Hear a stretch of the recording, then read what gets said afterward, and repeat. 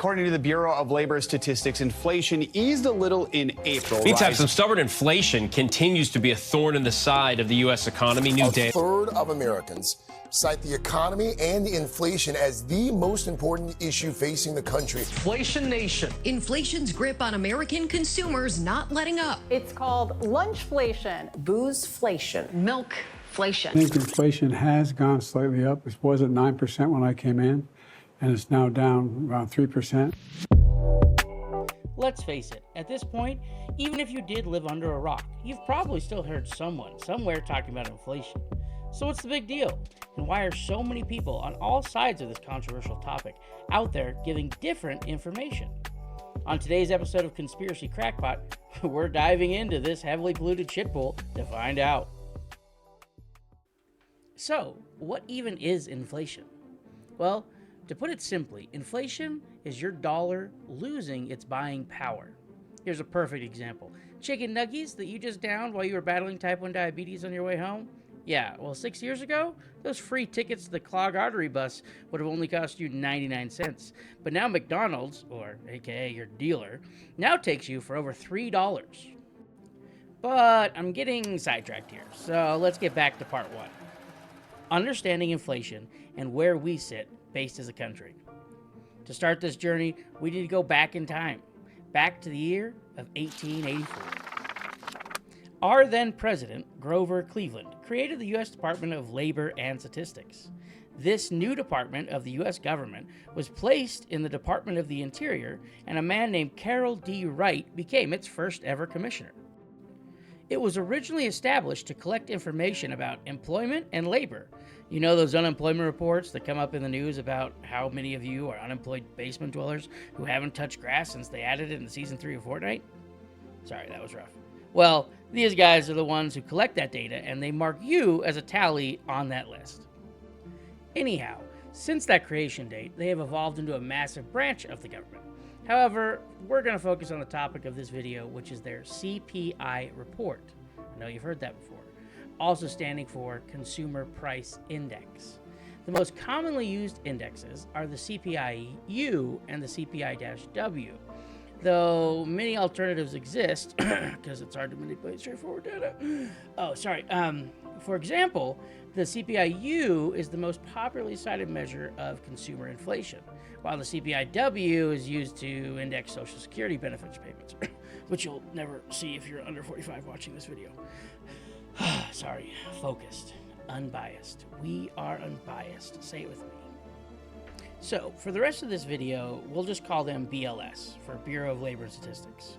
So, straight from the government's official website, bls.gov/CPI, and if you can go here, you can see their reported consumer inflation numbers. These reports are given every month and then are averaged at the end of each year, so you, the people, can see how much, quote, inflation we saw each year. We are only going to look at the last 10 years because going back any further, I'll lose the already dwindling attention span of my audience since I'm not shuffling slides fast enough to keep up with TikTok brain rot. Inflation cooled somewhat last month. That's according to new numbers from the Bureau of Labor Statistics. The Consumer Price Index rose at an annual rate of 3.4%. That's in line with expectations. But overall, inflation hasn't yet come down quite to the levels that many people have been hoping for. The magic and wonder of the CPI-U. It inspires us to hold tight to that American attitude of work hard, get paid, come home to your family and your dog that for some reason made it into your house and your life and now sleeps in your bed with your wife and spouse. Sneaky little bastard. Anyways, let's dive into the actual numbers. And just a reminder, this report is generated by government employees who were scouted from the top universities, graduated with degrees in economics and finance.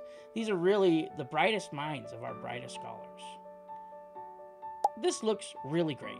If I had invested $10,000 back in 2014 and just got traditional returns of 10% year over year, I would be looking at nearly $26,000 today from a $10,000 investment.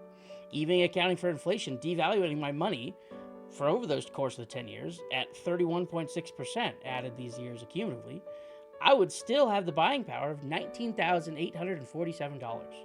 I doubled my money, just sitting here and spanking it, just letting it grow. I'm a smart investor. right? Well, that's right? These guys are, again, government employees. They work for the people, and they're smart. And every month I see CNN and CBS and Fox News talk about the CPI and the outlook for the market. There's no way these guys could mess up a report like this. And even if they were errors, like, they get called out and fixed. If they're off by, like, what? 5%? 10%? Guys? Is anybody fact-checking?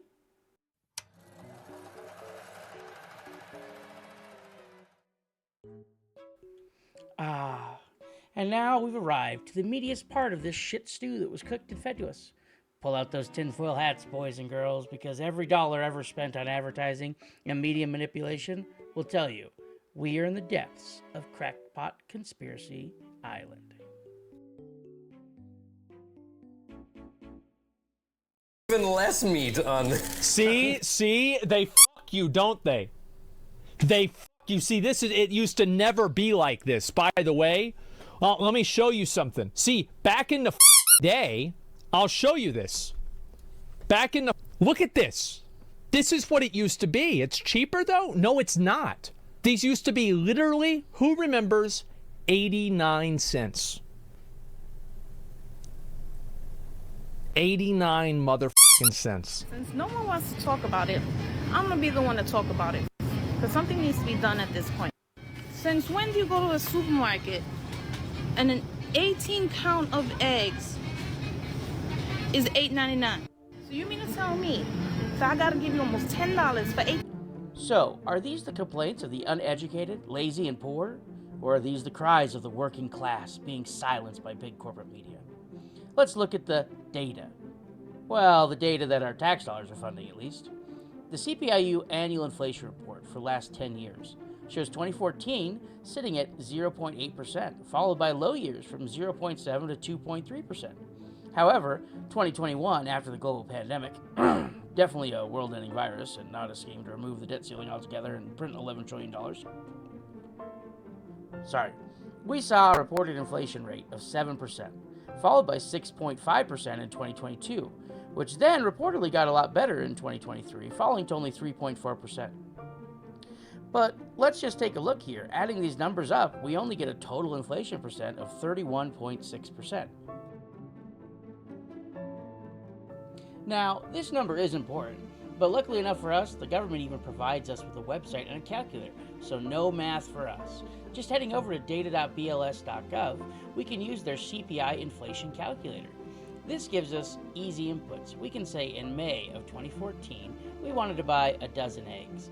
Looking that up on Google, $2.02 for 1 dozen eggs. So we're going to go in and put in $2.02. And we're going into April of 2024. Let's calculate. That same 1 dozen eggs should cost us $2.66. Wait, something doesn't add up here. No, something must be wrong. We had bird flu that year. Let's, steak, meat, that's pretty stable.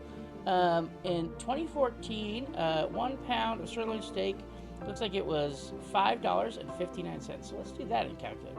$5.59 in 2014. Today, your sirloin steak only costs you $7.37.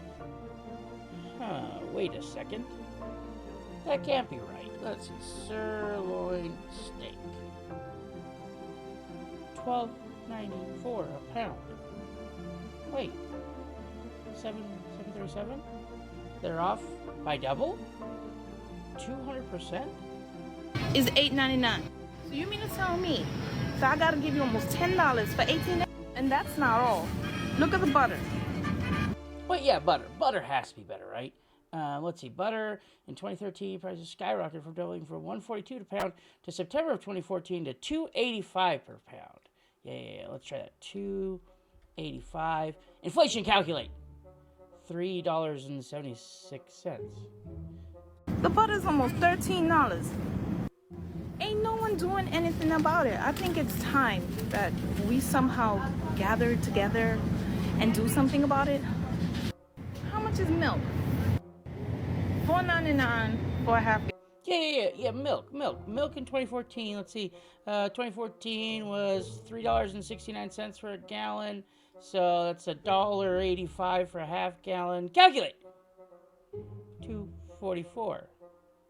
It's double? Yeah. My family drinks a lot of orange juice. See how much orange juice?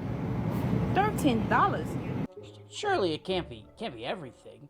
Orange juice? August 2014, $1.38 a pound. Okay, 138. Calculate. 182. Wait, that can't be right. $13 divided by 138. That's 9.5 times. 942% inflation in 10 years? Right.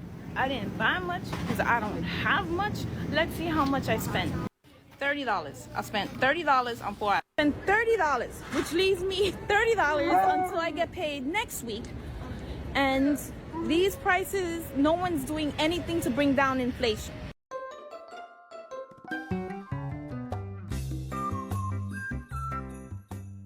So here at Conspiracy HQ, we ran the numbers for you. From a list of your favorite goods, and well, we saw real data. Actual inflation ranged on almost all grocery items from no less than 195% to highs over 630%. So just how? How are they getting away with these official reports? Well, the answer to this is simple. The CPIU gets to select its items for their reports from a basket of goods. Let's say orange juice starts costing $13. Well, those crafty bastards over at the BLS are armed to the teeth with data manipulation tools. I mean, science. First off, they can choose to just throw out an item completely. Second, they can use product quality adjustment to say that the product's quality or value has increased, never decreased though. This allows them to adjust for the new cost without adding that increase to the inflation numbers. Grapes were selling for 99 cents a pound. Well, the annual rainfall last year in Turkey, where they're grown, was 140%. So that means that grapes this year will be 140% bigger. No, I'm not joking. This tool was just used last year in 2023. And finally, the easiest of all methods, government subsidies, aka money, baby. There are 20 crops that, if grown in the US right now, are subsidized, aka paid for, by the US government. Corn, soybeans, wheat. Yeah, you grow any of these, the government will pay you to artificially lower that price to the public so that those inflation numbers don't show. The only problem is that money comes from you. They just don't ask you for it. It's the lies! It's the lies! I can't take it anymore!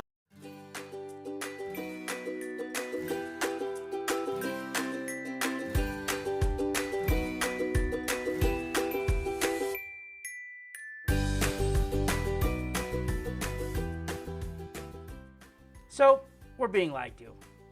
Yep, bet not a single one of you thought that was something the government would do. And in classic government fashion, not only are they lying to us about it, we're paying them to lie to us about it, while they sneak around behind our backs and have their way with our self-centered, inner peace, rainbows, unicorns. So, what can we do about it? This doesn't just affect groceries. This same phenomenon is happening everywhere. Housing, cars, anything that you could buy has been affected. And some of those, specifically housing or anything that you can import, has been hit even worse. Our dollar hasn't been taken out of our hand, but the government has copied and printed so much behind our back in the facade of relief bills and aid that your dollar you hold today really holds the value of a quarter just 10 years ago. So, moving forward, what can we do? Well, we start by using our voice to be heard. We live in an age where social media can be accessed by almost everyone in our country, save you boomers, and spread to every corner of the globe. Sharing videos and information like this one can help open discussions for change. Second, we can start to question the information we come across.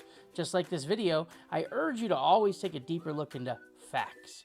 Just because your brother's cousin said that his friend died from drinking Bud Light after their controversy doesn't mean it's true. Hell, even when the president stands up and gives live on air that inflation is down from 9% since he entered, I think we have all proven misinformation is everywhere. And finally, you can tune into this series. I'm hoping to upload every month topics just like this, so subscribe to my channel, invest in your tinfoil hats, and maybe, just maybe, We may destroy this government one day after all.